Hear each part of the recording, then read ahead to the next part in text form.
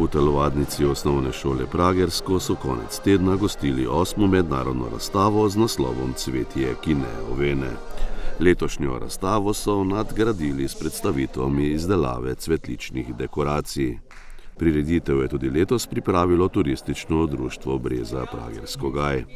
Razstavo je v soboto dopoldne uradno odprl priznani rokodelec in izdelovalec cvetja iz krep papirja Zvonko Mikša.